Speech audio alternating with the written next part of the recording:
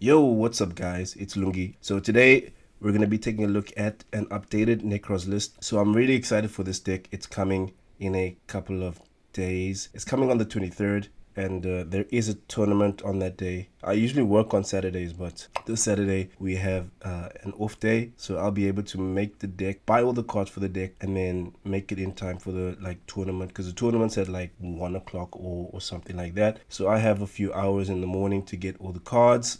And it's actually not that many cards, to be honest, that I need to get, because I do have like Trish and Areadbhair secret rares, so that should be fine, unless there's like quarter century like secret rares, and I'll probably just like get those. But otherwise, just getting like these cards, nice and shiny secret rares. So the difference between this deck and the last one is that we're playing a Ryzeal engine, so you can bridge into the Ryzeal engine in the deck, and there's a very strong like 2-card combo that you can do that goes from the Nekroz engine into the Ryzeal engine, and you'll be able to, you know, trigger Avance to add 4 cards to your hand. It's really insane. So yeah, I'm just gonna show you a replay featuring that combo. It's really strong, and there's a lot of synergy between the cards actually, because with these are ritual monsters, so you don't need to summon, like, you know, from the extra deck. So something like EX lock, or, you know, the Ryzeal locks into,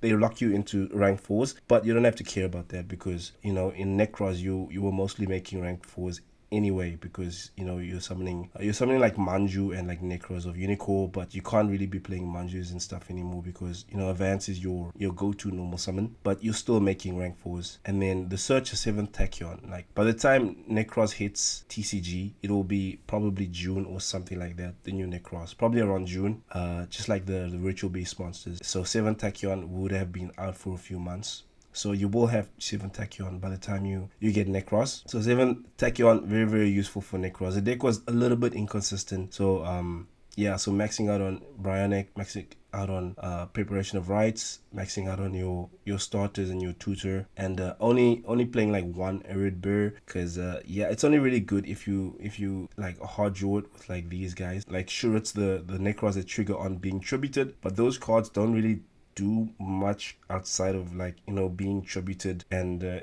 they make the deck kind of clunky, and they're not treated as like one entire, you know, ritual material like Shurit is, and like these are on the field, so you can only really use them to summon Unicore. So cut all of those out, you know, playing 7 Tachyon, and you only need to play the one target, because Masquerade is a spellcaster, and it's a light monster. So light Ryzeal spellcaster would be your Nekroz monsters. So you can search for Unicore, Emilia, or Avance. So yeah, 7 Tachyon, very good in Nekroz. And then just like kind of standard extra deck rank 4s, you're only playing like one copy of the Ryzeal monsters, because like, you're only gonna need to summon them once. The duel's not, like, if you do that combo, the duel's not gonna last very long. Trust me on that. And then shifter has been shifted to the side, because, you know, you don't wanna, you know, conflict with EX. But post side going second, take out this, that's 3 cards, 1 2 3. So it's supposed to be coming in here, but I deleted by accident. But anyway, putting in like the 3 shifters, and then that's fine. And then maybe taking out like this for this, you know, or something like that. And then that's the typical like go second against like a combo deck. But anyways, let's take a look at the combo. All right, so with this duel, we're up against Ryzeal Dinos.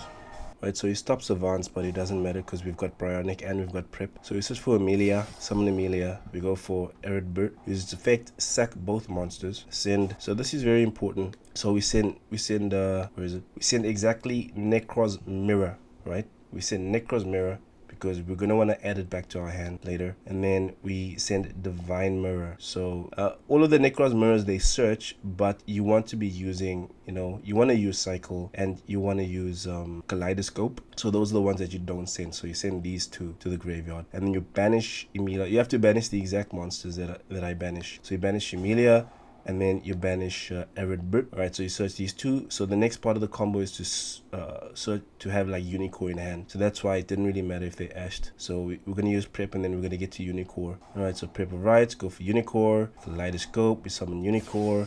We trigger Arclight, we search for another Unicore. That's very important. So Unicore adds back the Avance. So they're both level 4s, so it's fine. You can still use Avances the entire entire tribute. So we're going to tribute the Avance from hand using Cycle to revive the Unicore. Alright, tribute the Avance, summon back the Unicore, so Avance will trigger, you add back 4 cards, Gucci. Right, next we'll just use the Unicores, because they're level 4s, we're going to make Duodrive. And then Duodrive's effect will add EX and Thode. This is still fine. We do play another target, so you'll still be able to search for 2 cards of their effects. So we go EX first before we summon anything else. Right, we just like chain block, whatever, and then we add the node. Then we'll activate our mirror. So we want to do this just in case they have like Nibiru. If they know the deck, they'll probably just try to nib here at this point, which doesn't matter because we got node in hand and then an XYZ grave, so it wouldn't really matter. And then we have our tributes in hand, so we're lucky here. We hard drew the Shurit, but otherwise you would search for Trish using Arclight, using Arclight's effect a second time. So we'll go for Areadbhair because he negates monster effects.